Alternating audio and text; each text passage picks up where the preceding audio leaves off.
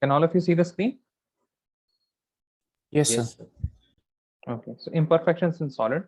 So whenever we have some kind of imperfection, there will be, first we will have to define an ideal state. Okay, first we'll have to define an ideal state. So an ideal state of solid will be when you have atoms which are arranged in a manner, right? And there is no deviation. There is no deviation from this order. Okay, so whether you take one unit cell, and you take 1,000 unit cell, all of those unit cell will be same. All of those unit cell will be same, and that is known as the ideal solid. So the definition of ideal solid is an ionic crystal which has the same unit cell containing same lattice points. Same lattice points means same atoms, right? Lattice points are nothing but they are atoms throughout the whole crystal. Is known as ideal crystals. Okay, but there will be some imperfections. Now, any imperfection, if you have, right, any deviation.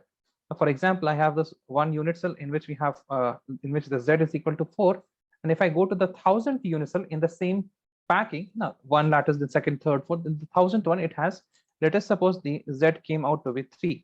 Now this is an imperfection. There is a deviation from the ordered arrangement. We have ordered arrangement, and this is a deviation from it, and that is known as imperfection. So if you have any kind of deviation from the completely ordered arrangement of constant particles in a crystal, it is known as disorder or a defect, or you can also call it as imperfection in solid. Okay, call it as imperfection.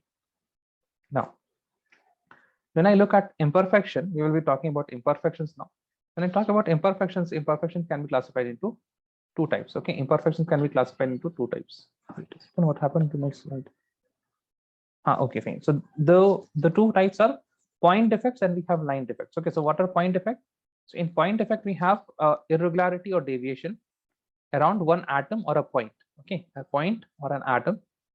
If we have some kind of irregularity, so let us suppose you have red atoms. I was having red atom, red atom, red atom. Then I expected a red atom here, but it was completely vacant, and we have red atoms here now. So now this vacancy that is created, that is only due to a point, only due to one atom. That is why these type of defects will be known as point defects. These type of defects will be known as point defect. Is this clear? Yes or no? Please tell me. Point Yes, defect. Sir. Okay. What will be line defect? Now line defect will be irregularities in entire rows of lattice points, and entire rows of lattice points. For example, there is all the lattice points, they are fine. They are like this, orderly arranged. But there is one lattice in which you have some disruption. Okay, there is some disruption here. So this type of defect, it is known as line defect. You'll be not studying in detail line defects very much, because it is complicated. It's not there in your syllabus. एक तो ये पूरा chapter नहीं है, but even in entrances it is not there in your chapter. Point defects are there in your entrance syllabus also. Okay, so you'll be learning more about point defects. So when I classify the point defects, first of all, let's see what are the causes of point defect, and here also you can get the classification. So point defects can be only of two types. You can have some new atoms that are inside that is occupying an interstitial site. Okay, so here if you don't have this, let me erase the red atoms. So if let us suppose I don't have this red atom here. So if I will not have a red atom, then this space would be known as void, right? Yes or no? Yes, sir. Okay, this space will be known as void. This space will be known as void. Okay, now if this space is known as void, and now what do we have? We have a red atom here which is occupying the void space. Since it is occupying the void space, then I will say that it is interstitial defect. Voids are also known as interstitial points, interstitial sites, and an atom, if it is occupying the interstitial site, then it is going to be interstitial defect. Okay, I want you to tell me, you will have an ideal crystal, right, in which there will be, ideal will have no red atoms. How many atoms will be there in the ideal crystal? If I remove the red atoms, tell me how many atoms will be of blue will be there in ideal?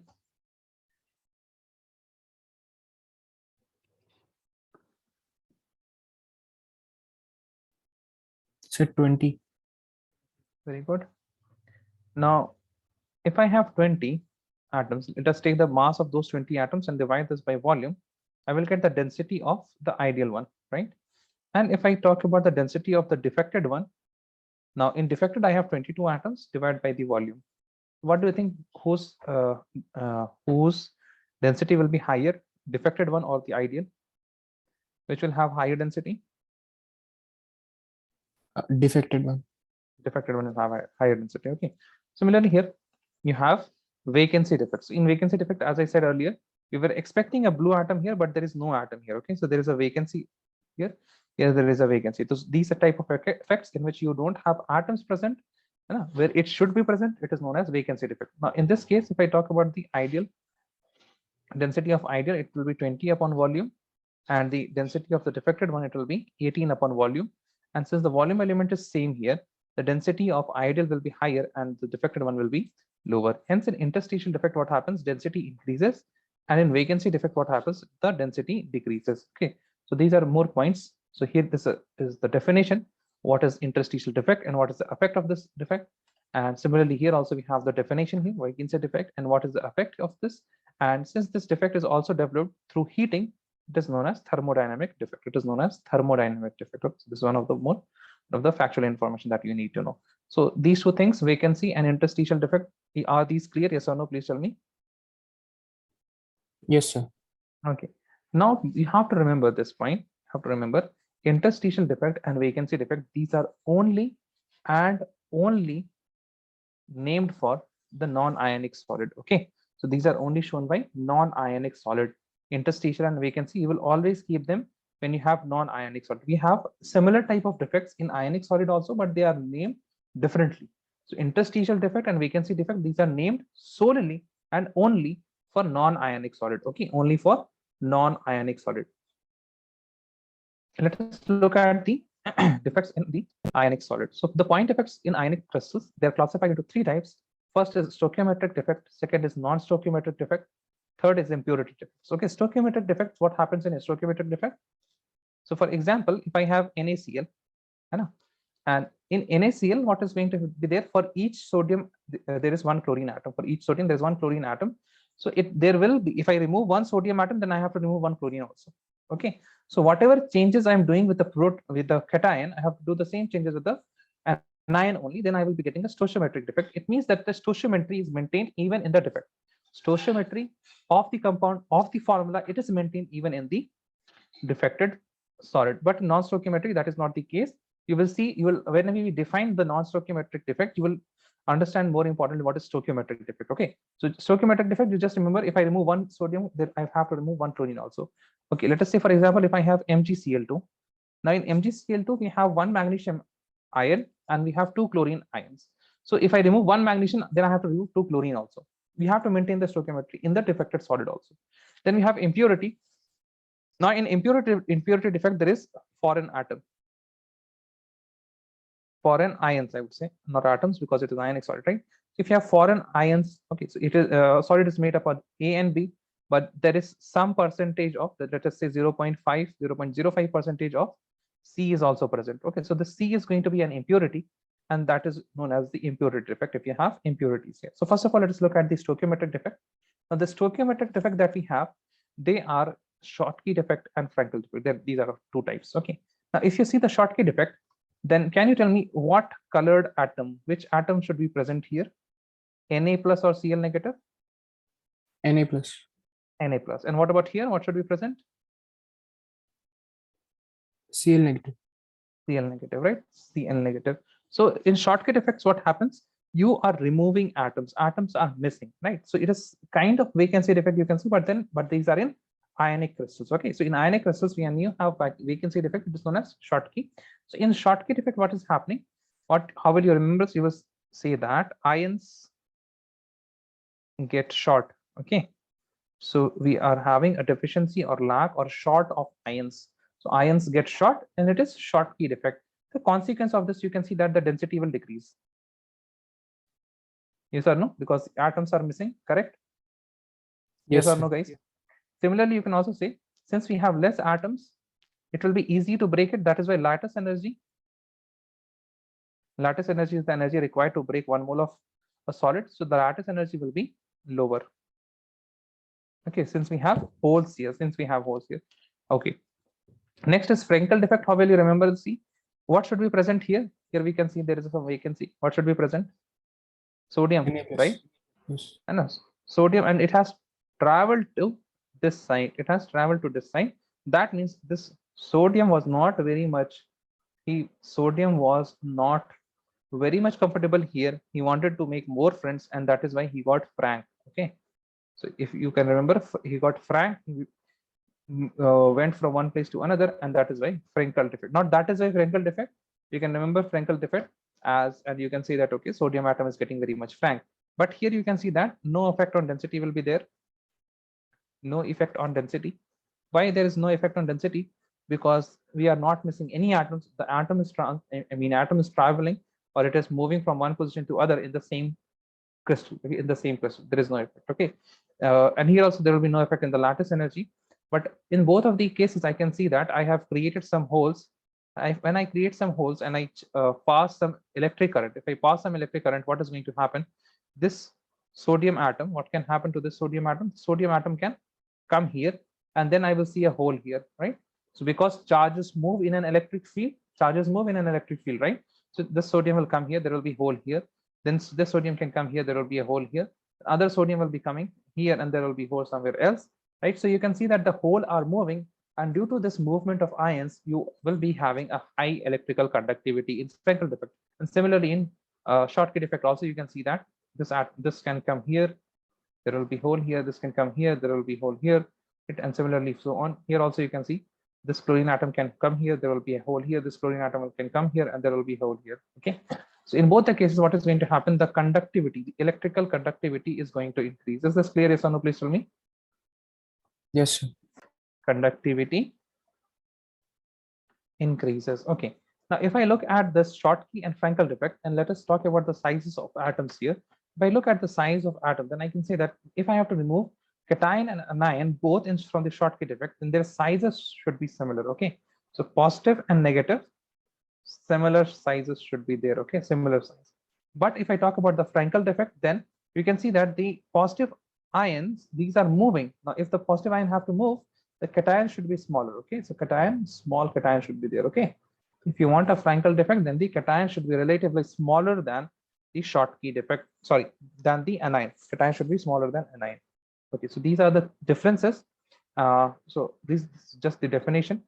Okay, the presence, this is about density, and this is which type of elements they show Schottky defect. Okay, so for example, sodium chloride, CSCl, these are of the cation and anion, they have similar sizes. Okay, and in this AgCl and ZNS, we have the anions are larger in size and the cation is smaller in size.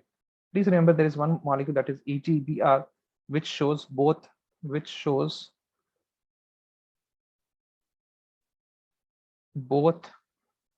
Schottky and Frankel. Okay, it shows both the Schottky defect and the Frankel defect. Okay, AgBr is the molecule. Next is what are the consequences? As we have learned, the consequence first is that electrical conductivity of the crystal is going to increase. Next is due to the presence of hole, its density will decrease. The density decreases, that is only for the Schottky defect. What happens? The density decreases, and also in the Schottky, you can see that there is presence of too many holes. If there are many holes, this may this may decrease the lattice energy as we have discussed earlier. And the last point is regarding the lattice. Okay, the last point is regarding the dielectric constant. Okay, so when you have Frankel defect, the positive charges are very close to each other, and this leads to increase in the electrical permeability, which is known as dielectric constant of a solid. Okay, so what happens in Frankel defect? The dielectric constant increases. So these are the consequences of Schottky defects and Frankel defect. Okay, now if I move further on, this is all about the stoichiometric defect. Okay, so we have the non-stoichiometric defect. In non-stoichiometric defect, what happens? Please read this very carefully. The compounds in which the ratio of positive negative ions present in the compound differs from that required by ideal chemical formula of the compound are known as non-stoichiometric compounds. The defect in these compounds are known as non-stoichiometric defects. Okay. So for example, now you will see one question here. You will do one question, and that will be giving you an idea what is non-stoichiometric defect and how do they occur. So if you look at this question here, can you please write this question?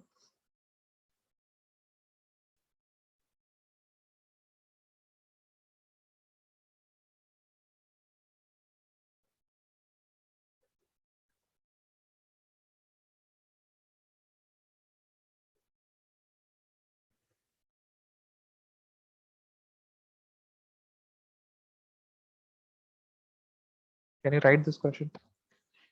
Analysis show that nickel oxide has the formula Ni 0.98 and oxygen 1.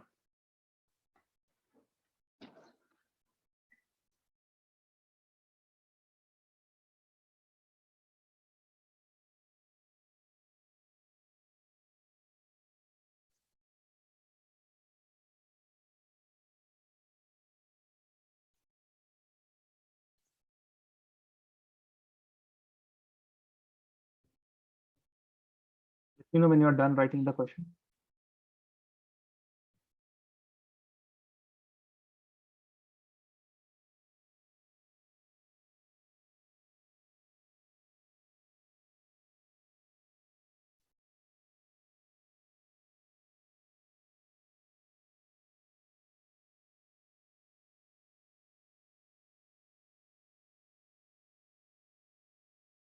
Okay.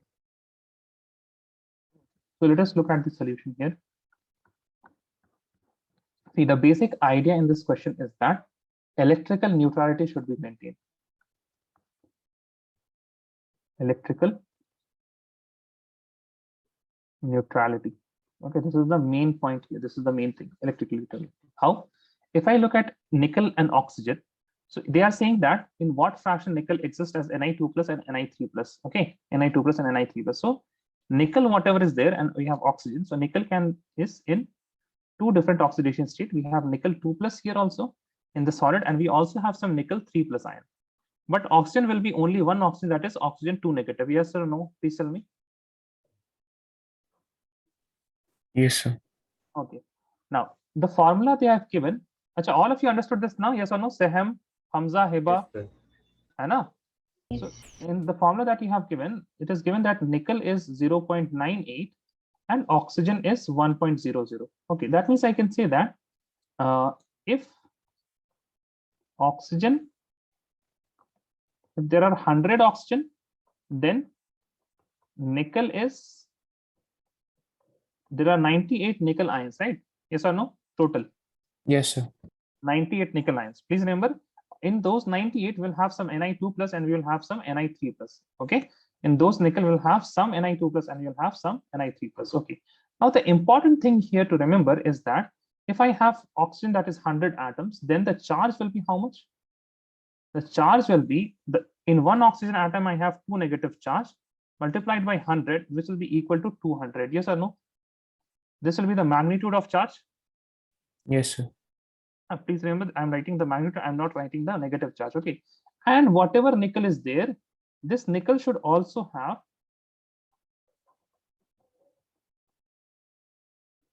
200 charge. Yes or no? Okay. Then only the electrical neutrality will be maintained. Correct? Otherwise, you will be feeling some charges, right? If the oxygen atoms are more. Even though you have oxygen 100 and this is nickel 98, the overall charge on the nickel atom should be equal to 200 in order to neutralize the oxygen ions. Yes or no, tell me? Yes, sir.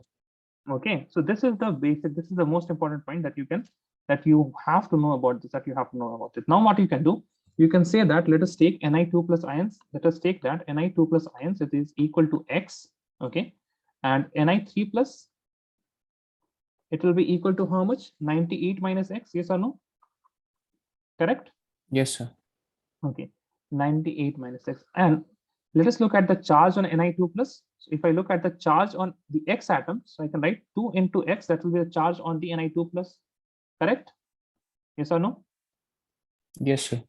And similarly, Ni3 plus will be having 3 into 98 minus X. Correct? Yes. Number of atoms into the charge, and this should be equal to 200. Correct? Yes, sir. Okay, so now you can solve for X, right? So this will be 2X, right? And plus 98 and 98 and 98, right? So 300 minus 6, it will be equal to 294. Okay, 294 minus, here you have X, so this will be equal to minus 3X, which is equal to 200. Okay, and from here you can see, here you have minus 3X and here you have 2X, right? Here you have minus 3X and here you have 2X. So let me get this. Okay, let me get the 200 here and let us move that there. Okay, so 294 minus 200, it is equal to 3x will be positive and the 2x will be negative.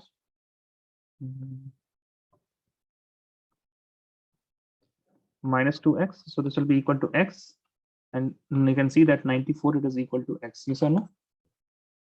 Can you see that? X Yes, is equal sir. to 94, and so this is 94, and this will be equal to 98 minus 94, which is equal to 4. Got it? Hannah? Yes, Now sir. also see they are asking about the fractions here. They're asking about the fractions here. So you can say that the total number of nickel is 98. Out of that, 94 is Ni2 plus. This is for 2 plus ions, and 4 out of 98 is 3 plus. So these are the fractions for 2 plus, Ni2 plus, and Ni3 plus. Okay, is this question clear? Yes or no? Please tell me. Yes, sir. And this is how you get non-stoichiometric compounds. This is how you get non-stoichiometric compounds, where you have nickel 0.98, and I mean it should be how much? It should be like this, right? Nickel oxide, NiO. But it is not like that. There is some Ni2 plus and Ni3 plus ions. That is why you have a non-stoichiometric defect in which the stoichiometry of the compound or the formula it is deviated. Okay, so this is an example of non-stoichiometric defect. Okay, so we were talking about the non-stoichiometric defect in which we saw okay, non-stoichiometric defect. Okay, then we did this question, and this non-stoichiometric defect are of two types. There are metal excess defect and there are metal deficiency defects. Okay, so where you can have excess metal, that means there will be positive charges, right? There will be more cations you can have. So how can you create more cations? You can have anion vacancies. You can, what you can do, you can have vacancies in the anionic positions, or you can add extra cation, right? These are the two methods in which you can have metal excess defects. Metal means metal will always be positively charged, right? It will be always giving the cation. So it means when I say metal excess defect, that means cations are more. So in order to make cations more, what you can do, you can decrease the anion that I am doing here, anionic vacancy, or what you can do, you can add more cation. That means if I add more cations, then I will get excess cation.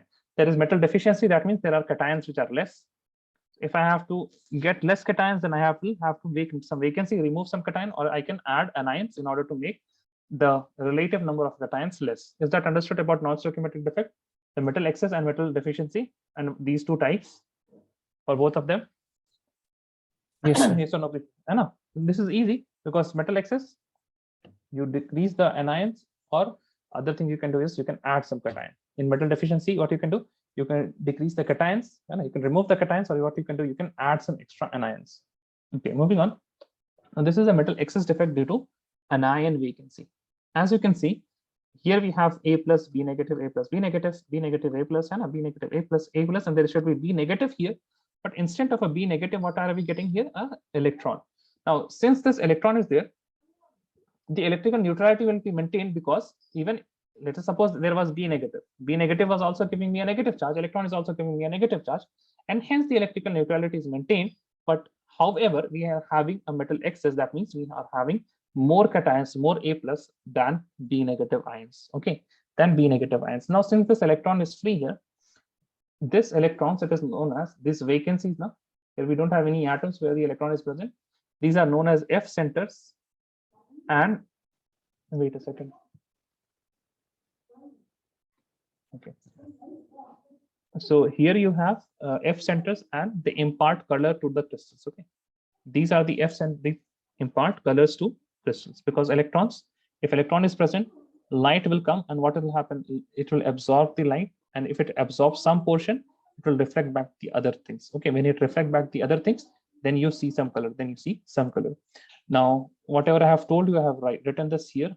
This is metal excess defect due to the extra cation. As you can see, we have added, there is an extra cation here, and to maintain the electrical neutrality, adjacent to this cation, there will be a free electron here. Okay, there will be a free electron.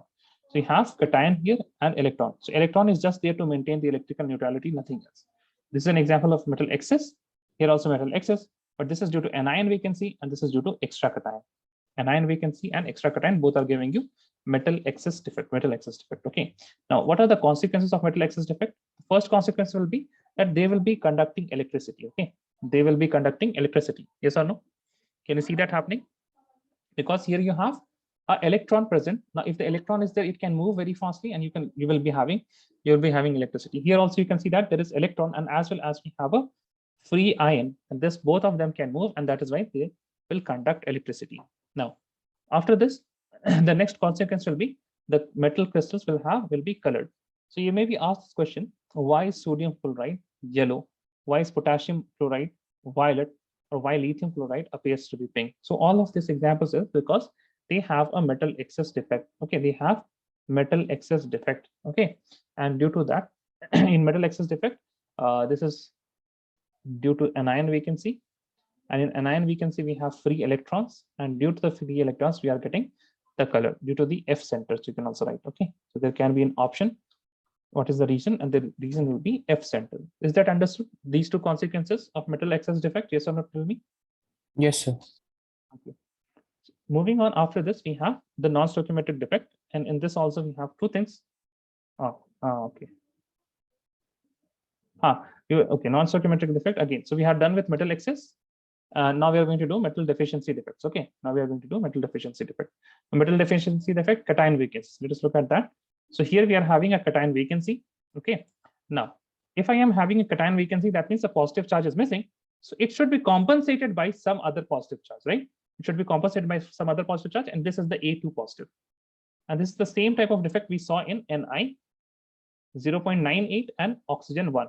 So you can understand now, if I have 98 nickel and 100 oxygen, so we have more anions, right? We have more anions, we have more oxygen atoms, but the electrical neutrality is maintained by having some Ni3 plus ions. Okay, even though we are missing some Ni2 plus, we are compensating that by increasing one of the charges. That means we are getting it Ni3 plus. Okay, now you can see positive ions may be missing from the lighter side. The extra negative charge may be balanced by some nearby metal acquiring two positive charges instead of one. Okay, so here we are showing this in all the cation and anions are having one positive and one negative charge. So if one of the cation is missing, then some other cation in other position can take up two positive charge instead of one to maintain the electrical neutrality. Okay, now here you can also write this metallic luster of some of minerals of iron pyrites. They shine like gold, and that is why they are nicknamed as fool's gold. Okay, due to this vacancy here, they have some kind of luster, and that is why they are seen as gold. Okay, this is about cation vacancy. Important thing to remember about cation vacancy is that an extra negative charge will be acquired by some nearby metal ion. Okay, some nearby metal ion will acquire a extra positive charge, and balance the negative charge in the whole crystal. Now moving on, we have the metal deficient defect due to extra anion. So we are putting here extra anion. Now again, if I put an extra anion, the charge will be unbalanced. So what will happen? One of the metal atom, it will acquire a higher charge. So the extra negative charge is balanced by the extra charges, that means on the adjacent metal ion atoms. Okay, or adjacent metal ions. So if I'm increasing the number of anions, then I have to again increase the charge on metal. Okay, so this is about the extra anion. This is where we looked at the cation vacancy and extra anion. Okay, so both of these are metal deficient defect. Both of these are metal deficient defect. Is this clear? Yes or no? Please tell me. Yes, sir. Okay, next we have the impurity defect. Look at here the impurity defects. Now in this impurity defect, you can see that we have one SR2 positive. Yes or no? Can you see that? Yes, sir. Okay, now this, since we have this SR2 positive, what is going to happen? We have to remove one of the sodium plus ions. Why? Because SR has two positive charge. If we had sodium positive also here, then the positive charge will be higher than the negative charge, because all of the negative charges are what? Only -1. So if we are adding something of +2, then I will have to remove one of the, if I'm here was also Na plus, and here was also Na plus, right? So I removed the Na plus from this position and I added SR2 positive. So since I added SR2 positive, I have to remove one more positive charge. That is, I have removed the positive charge here, right? So when you introduce a cation that has a higher oxidation state or a higher charge, if you introduce such cations, then what is going to happen? There will be some vacancy developing. Is this clear? Yes or no? Tell me regarding impurity defects. Yes, sir. Okay, so whenever you are adding some charges, what is going to happen? There will be some kind of vacancy. Okay, moving further, we have this question. Please write this question.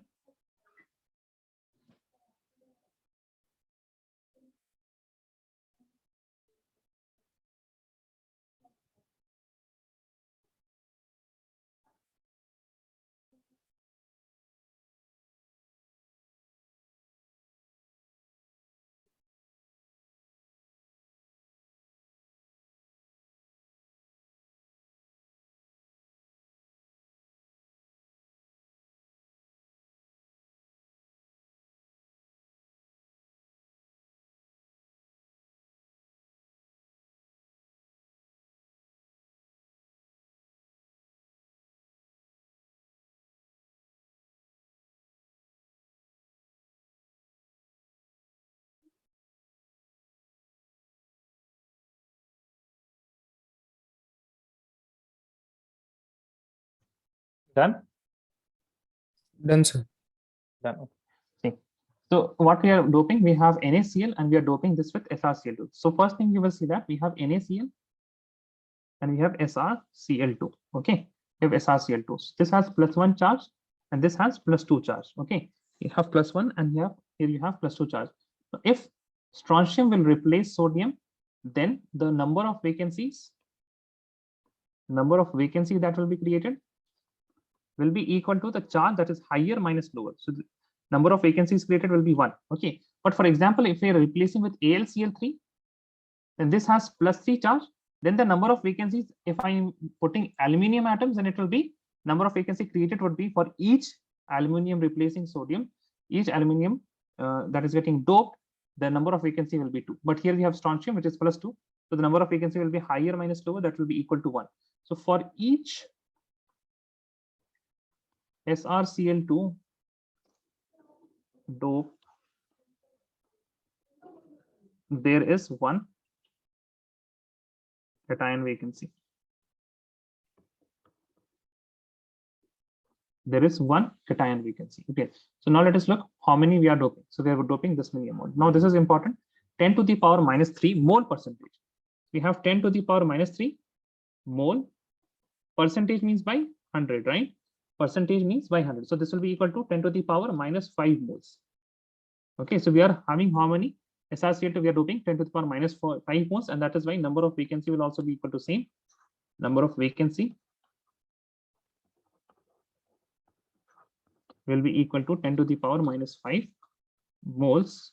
That will be equal to 6.022 into 10 to the power 23 into 10 to the power -5, which will be equal to 6.022 into 10 to the power this will be how much? 18, right? So this many vacancies will be created if I dope with 10 to the power -3 mole percentage of SrCl2. Okay, so this is the concentration. And this is the concentration of the cation vacancy. Okay, is this clear? First of all, this is very important. Okay, this part is very important. How many vacancies are created per strontium ion? Per strontium ion, how many vacancies are created? Is this clear, guys? Yes or no? Please tell me.